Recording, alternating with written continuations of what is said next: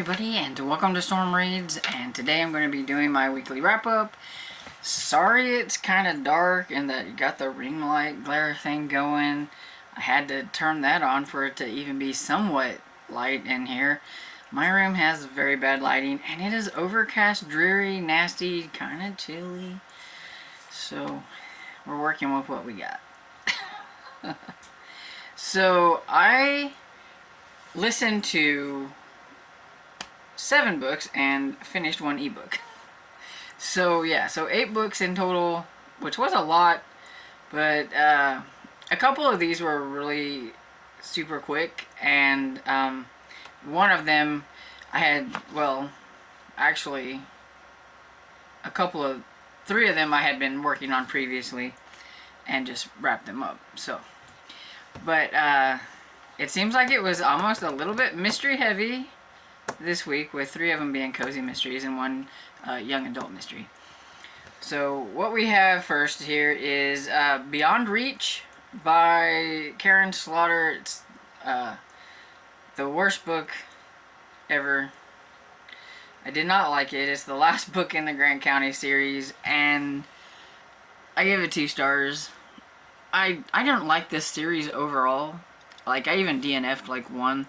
I was very close to DNFing this one because it was just too long, and this series has the most unlikable character ever. Like, Lena is horrible. She's not even the main character. She's like side character, but she is horrible, and I just wanted somebody to shoot her, and that's bad, but I'm like, how does she get away with the things that she got away with? And she's a cop, and I think that's one of the things, too, that I didn't like. I do not like bad cops. I don't. You cannot make that a good character. You cannot make it a likable character to me. And she was just horrible, and I wanted her gone. But no, she lasts through the whole entire series, the 6 books.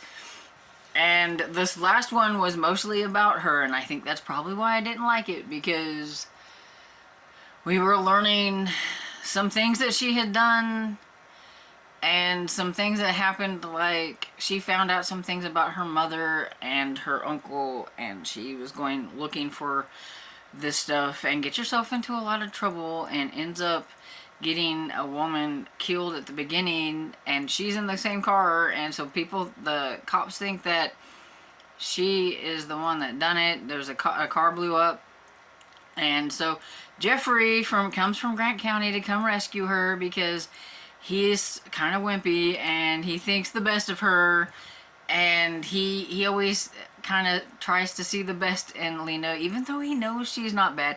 Sarah has told him time and time again she's not a good egg, and he just kind of tries to rescue her anyway. And yeah, and then the ending happened, and I was totally done. I was like, okay. I was very upset and very mad. And yeah, but we're gonna move on. Me and my friend, we buddy read this, and we're going to move on to the Will Trent series next year, and I'm hoping for more likable characters in that series, because I need them or I'm not gonna make it. I've read the first book in the Will Trent series like years ago, so I'm gonna reread that next year, and I even remember like who done it and what, but I liked it. So I'm hoping that means I'm gonna like the whole series. But then I like the first one in this series too, so I don't know. I think it went downhill for me after like the 3rd book. I liked the first 2 books okay, and then it kind of went down. So the next book that I'm going to talk about is Deathweights in the Dark by Julia Buckley. It is the 4th book in the Writer's Apprentice series, the scavenger hunt pick or like prompt for Killing Time with Cozies, a book club thing that we do. It was to read a book from a series that you haven't read in a while. And I knew that it had been a few years since I've read from this series, and I really need to finish it out because it only has 1 more book after this. So I was like really close to the end of finishing the series out, and I read the 3rd book in like 2019, so it'd been a while. So I went ahead and jumped into this one, and it was very easy to jump into this one. I really like the characters in this. There's, I think her name is Lena and, or Lena, and I can't remember the writer's name. I know it starts with like a C or something. But anyway, all I know is Sam. Sam is my favorite person out of the whole series. He had quite a hard time in the first 3 books. I kept telling, I was like, I wanted to tell the author to just like leave Sam alone because I was getting aggravated. But all that happened. They kind of like wrapped up a story. The first 3 kind of wrapped up a story arc, and I guess these next 2, maybe they were just add-ons because the publishers wanted more, or the people, you know, I don't know. But the 4th one is about this older lady that comes. She's the same age as the writer in the story, which I cannot remember. Why can I not remember? Camille? It's something like that. Anyway, she's a writer, and Lena works for her as kind of like a writer too. As they like collaborate on things, and she lives there. And this lady comes, accuses Camille of something bad, and says that if she doesn't come clean, she's going to expose James's like secret, which James was this lady's husband who's passed on, and she's very upset about it. And so she wants to try to figure out, because she has absolutely no idea what this lady's talking about. And there was a group of them from back in the day that used to hang out together a lot, and so she wants to kind of get them together and kind of talk to them and see if they know anything. And in doing so and proclaiming that she is going to figure out what happens, gets them into trouble, because then somebody tried to kill them by bumping into their car, and Lena gets into a really big scrape with that. She was in the hospital for a while and everything, and she's a little bit nervous about everything that's going around. And so yeah, so they're trying to figure out everything that's going on, and I liked it. I thought it was really good. I gave it 4 stars. Like I said, my favorite part of the whole thing is Sam. He's just an adorable character. I just really like him. And so yeah, I think I said I gave it 4 stars. And the next book I have is, I'm just going to go ahead and do all the cozy mysteries that I had.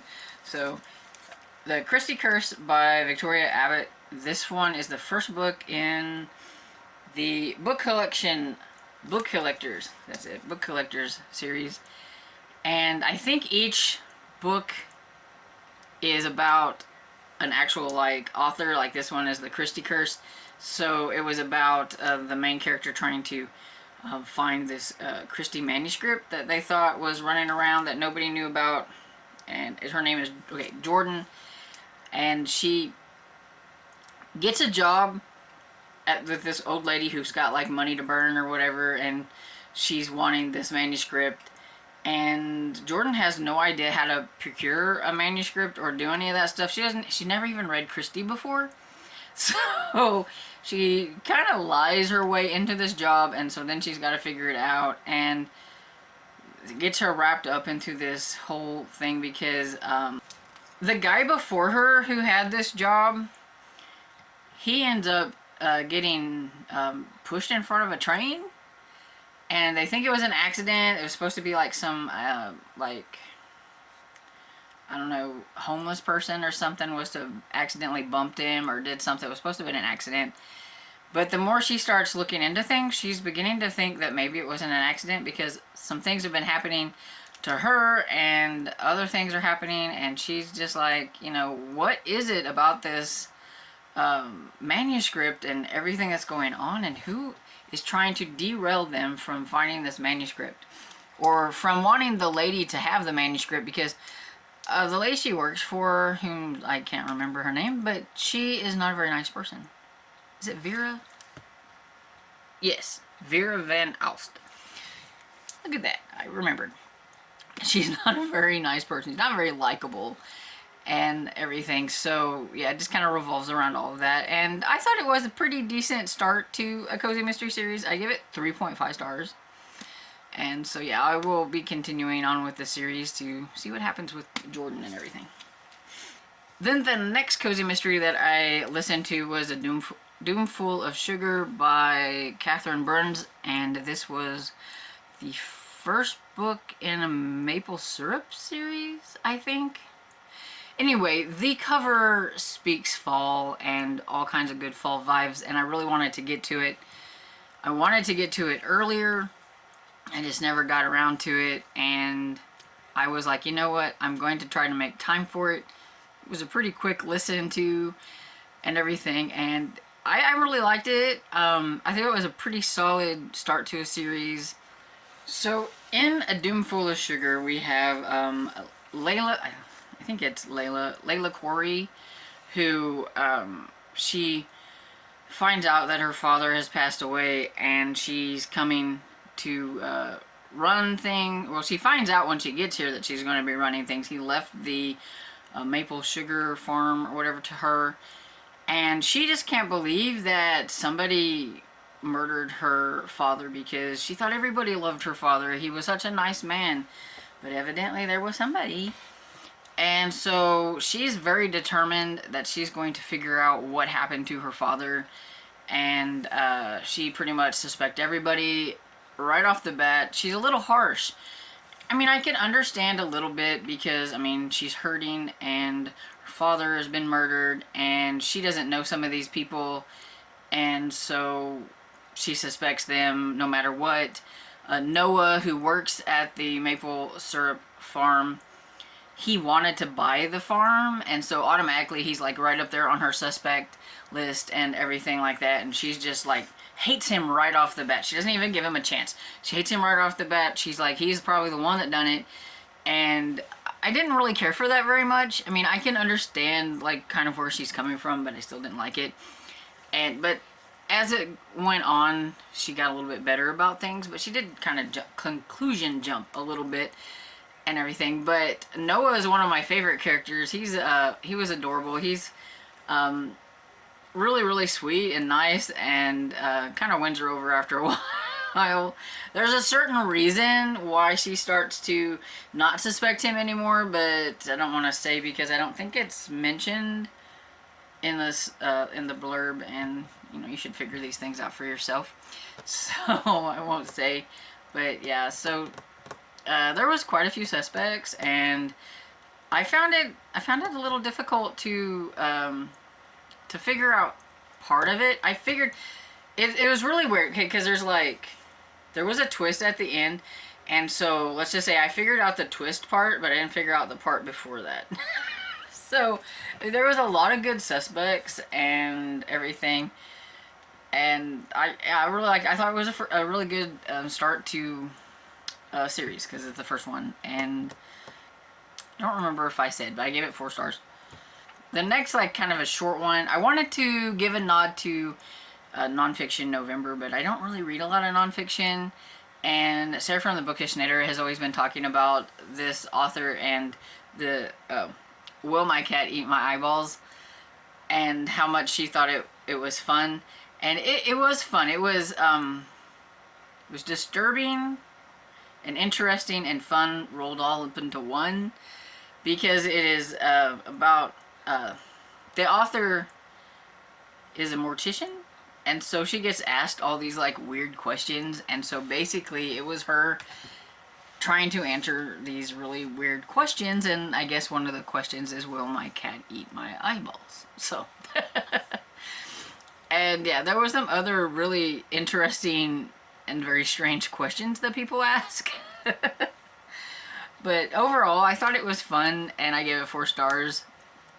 And there we go. I read 1 book for nonfiction November, which is 1 more than I normally read. So that was the whole goal, is to read more than you normally read. And so the next one I have is School of Phantoms by Corey Merritt. It's the 2nd book in the No Place for Monsters series. And this one is just totally fun. I think it's best listening to the audiobook and like either reading along with the book or the ebook, because it has some really fun illustrations in it. And this one had a lot of comic strip type illustrations, because Kat, who something happened, and at the school there's like this huge blizzard, and she's, I guess, recapping what happened, and the footage from her film or whatever, because she is filming everything with her phone. And so it's like, you know, sections from Kat's phone or whatever, and that you would get like the little comic book looking strips or whatever it is of what was happening. The audiobook really had a lot of great special effects, and so it made it a lot more fun, I think, to interact. On its own, the audiobook was probably fine, but I just think being able to see the illustrations just really ramped it up a lot. So I think you should combine both of them, and it was a lot of fun just seeing like the monster that they were having to deal with in this one that involved this blizzard, and a video that the kids watched in the school, and it made everybody kind of weird out, and there was these creepy snowmen all around, and yeah, it was a lot of fun. I give it 4 stars. Carnal Innocence by Nora Roberts. I was buddy reading this one with Lee, but I just couldn't handle it. I had to go ahead and finish it because I really wanted to know what happened, and boy, that ending was quite shocker.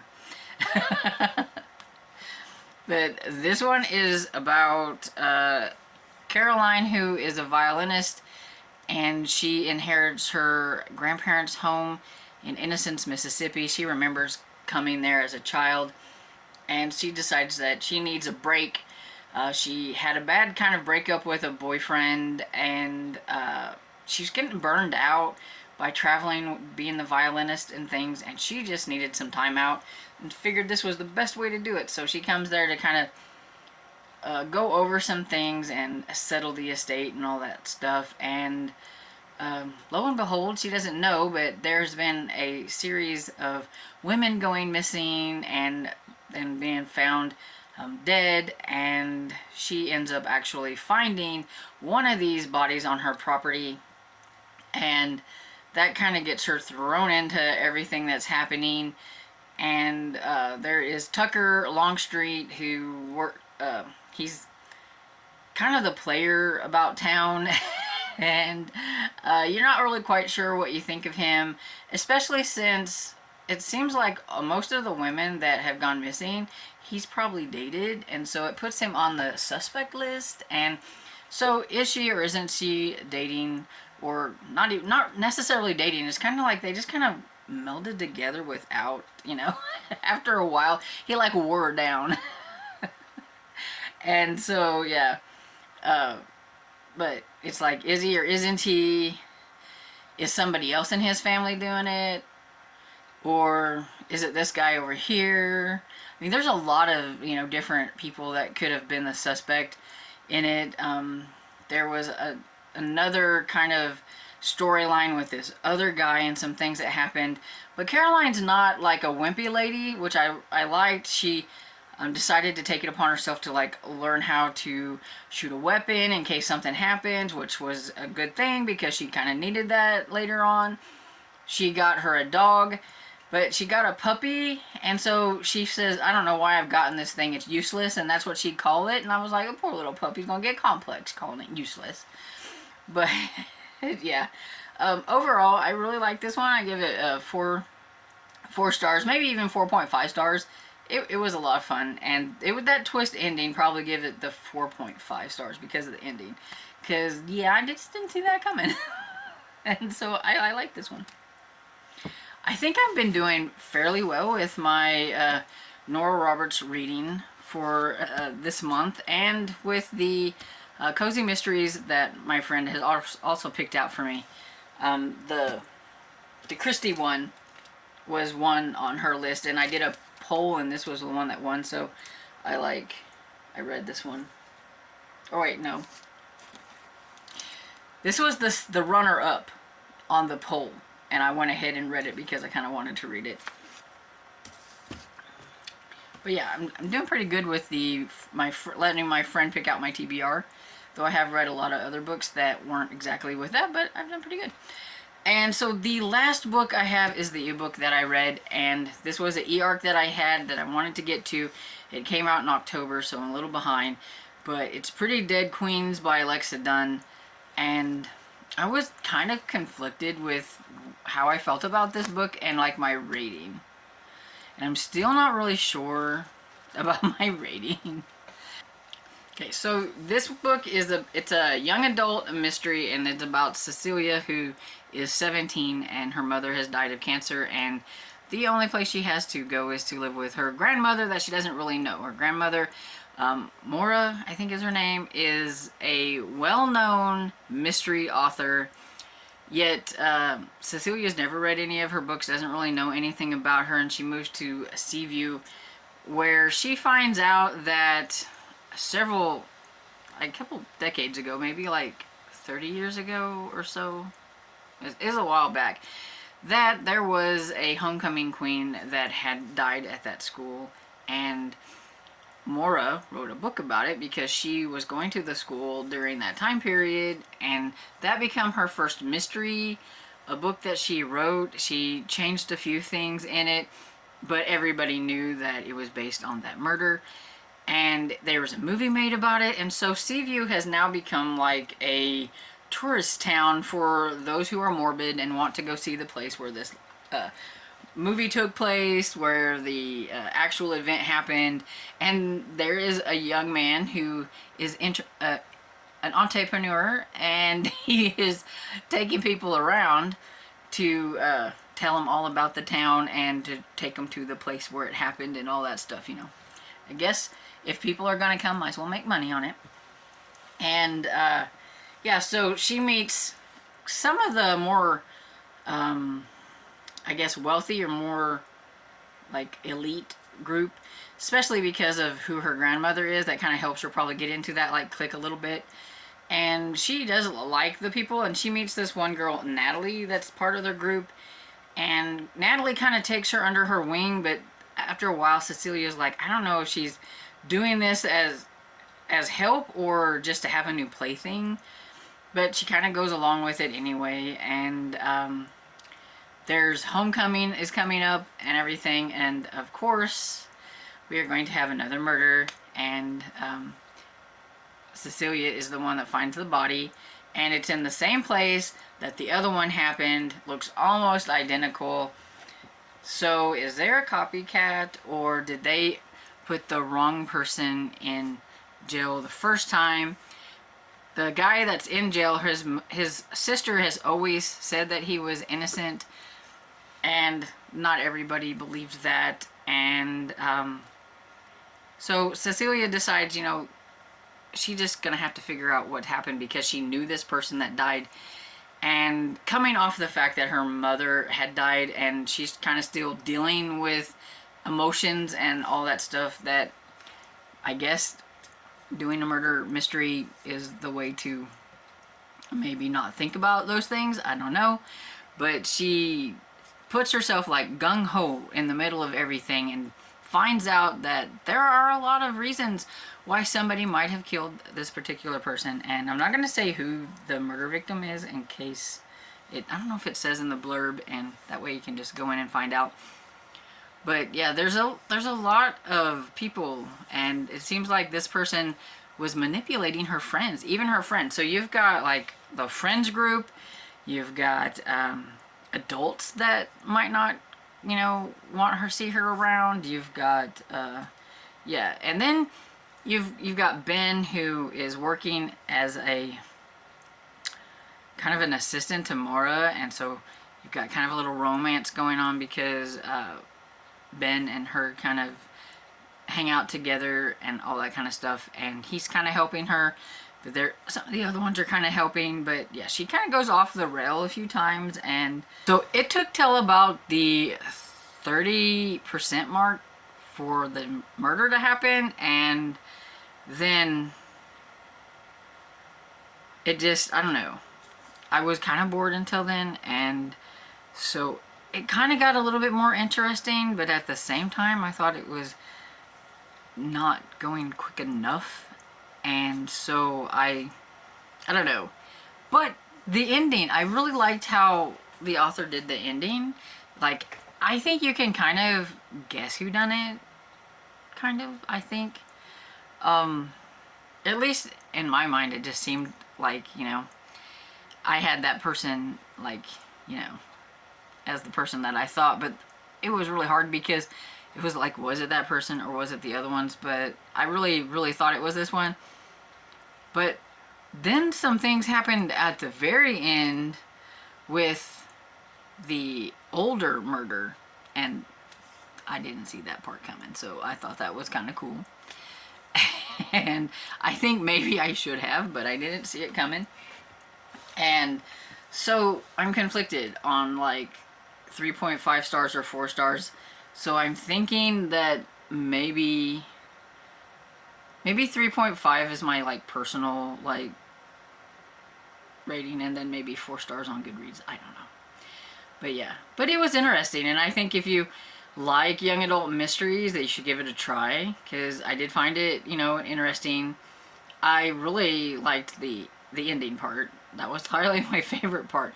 But just remember going into it, it's not going to be very fast. Like, the murder doesn't happen right away. So if you're like me, I don't even like that in my cozy mysteries or any other mysteries. I'm like, if it's gonna happen, it needs to happen now, because I don't want to read half a book before the murder happens. But yeah, that's just me. So yeah, you know, give it a try if you think it sounds interesting. And so I think that's everything.